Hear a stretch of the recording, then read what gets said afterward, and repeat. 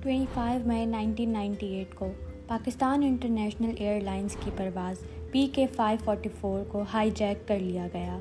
ये वो दौर था जब साउथ एशिया में पॉलिटिकल टेंशन्स अपने अरूज पर थीं।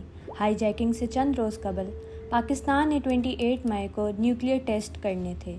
इस न्यूक्लियर ब्रेकमैनशिप ने खित्ते को हाई अलर्ट के हालात में डाल दिया। इस अरसे के दरमियान हाई जैकिंग के वाक़े ने पहले से ही तशवीशनाक सूरत हाल में इजाफ़ा किया। मई 1998 के अवाइल में भारत के न्यूक्लियर तजर्बात ने साउथ एशिया में ताकत की हरकियात को तब्दील कर दिया, जिससे पाकिस्तान को भी इस रेस में शामिल होने पर मजबूर किया गया। इन टेस्टों को एक तवील अरसे से जारी हथियारों की दौड़ का हिस्सा, ताकत का मुजाहरा और समझे जाने वाले ख़तरात के ख़िलाफ़ रोकथाम के तौर पर देखा गया। न्यूक्लियर हथियारों से लैस दो हमसाया ममालिक एक दूसरे से लड़ने के ख़तरनाक खेल में मसरूफ़ थे, जिसकी वजह से दोनों ममालिक को हिफाजती इक़दामात में भी इजाफ़ा करने का सामना करना पड़ा। फिर आखिर ऐसा क्या हुआ कि न्यूक्लियर टेस्टिंग से 3 दिन पहले पाकिस्तान को इंडिया का झंडा लहराना पड़ा। परवाज़ PK-544 बलूचिस्तान के शहर तुर्बत से कराची के लिए रवाना होती है। ये PIA का छोटा फोकर F-27 तैयारा था, जिसमें 33 मुसाफिर और 5 अफराद का अमला सवार था। दरमियानी परवाज़ के दौरान ही था कि 3 मुसल्लह अफराद, जिनकी शनाख्त बाद में बलोच स्टूडेंट्स ऑर्गेनाइजेशन के अरकान के तौर पर की गई, उन्होंने अपने हथियार समेत कॉकपिट पर कंट्रोल संभाल लिया। इन अफराद ने हवाई जहाज़ को नई दिल्ली भारत की तरफ भेजने की कोशिश की। इनका एजेंडा महज खलल डालना नहीं था, बल्कि मरकज़ी पाकिस्तानी हुकूमत के ख़िलाफ़ खुद मुख्तारी और इख्तलाफ राय का मंशूर नशर करना था।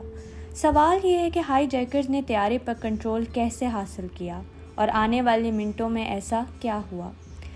टेक ऑफ के कुछ देर बाद ही हाई जैकर्स ने अपने हथियारों को निशान जद किया और परवाज़ के अमले पर तेज़ी से काबू पा लिया और कैबिन में खौफ की लहरें फैल गईं। खौफ व हिरास का शिकार मुसाफिरों को तामील करने पर मजबूर किया गया, क्योंकि हाई जैकर्स ने अपने मुतालबात कॉकपिट तक पहुंचा दिए थे। पायलट कैप्टन सरफराज अहमद और हसन सईद ने ख़ुद को हाई जैकर्स के रहमो करम पर पाया और मजबूर किया कि वो हिंदुस्तानी सरहद की तरफ अपनी परवाज़ का रास्ता तब्दील करें। दबाव में पुरसकून होने के बाद कैप्टन सरफराज अहमद ने हाई जैकर्स को घबराए बगैर परेशानी का इशारा देते हुए एयर ट्रैफिक कंट्रोल के साथ रेडियो का राब्ता बरकरार करने का फ़ैसला किया। इनके समझदार मवासलात ने ज़मीन पर मौजूद हुक्काम को उभरते हुए बहरान से आगाह करने का मौका दिया।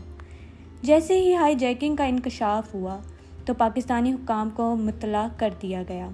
एयर ट्रैफिक कंट्रोल और सिक्योरिटी एहलकारों ने हाई जैकरों को गुमराह करने का मंसूबा बनाया।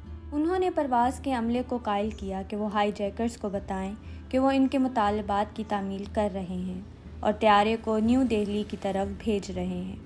हकीकत में हवाई जहाज़ को पाकिस्तान के हैदराबाद हवाई अड्डे पर भेज दिया गया, जिसका मकसद हाई जैकरों को इनके हकीकी मुकाम से लाइल्म रखना था। हैदराबाद एयरपोर्ट की लाइट्स को रात के वक्त डिम कर दिया गया, जिसके तहत तैयारे को हैदराबाद एयरपोर्ट पर इस आड़ में उतारने की हिदायत की गई कि वो हिंदुस्तानी फ़ज़ाई हदूद के करीब हैं। इस फरेद को तक़वियत देने के लिए हवाई अड्डे में हिंदुस्तानी परचम लहराए गए, जिससे हिंदुस्तानी इलाके का भरम पैदा हुआ। इस तरह हाई जैकर्स के इस यकीन को मज़ीद तक़वियत मिली कि वो अपने मतलूबा मंजिल के करीब हैं। हाई जैकर्स ये मानते हुए कि वो हिंदुस्तान पहुँच गए हैं, तामील करते रहे। इससे पाकिस्तानी सिक्योरिटी फोर्सेस को मुतहर्रिक होने और जवाबी कार्रवाई की तैयारी करने के लिए कुछ वक्त मिल गया। एक तेज़ और फैसला कुन इक़दाम में पाकिस्तानी सिक्योरिटी फोर्सेस ने तैयारे पर धावा बोल दिया। अंधेरे की आड़ में चुपके से जहाज़ के करीब पहुंचे और आसानी से हाई जैकर्स को हिफाजत से पकड़ लिया गया और मुसाफिरों और अमले को बाहिफाजत निकाल लिया गया और हाई जैकर्स को हिरासत में ले लिया। ये कमालियों में कोई जानी नुकसान न होने को यकीनी बनाते हुए पूरी कार्रवाई को दुरुस्तगी के साथ अंजाम दिया गया। इस वाक़े से क्या सबक मिलता है? फ़्लाइट PK-544 की हाई जैकिंग ने सिविल एविएशन की सिक्योरिटी में मौजूद कमज़ोरियों की एक वाज़ेह याद दहानी का काम किया।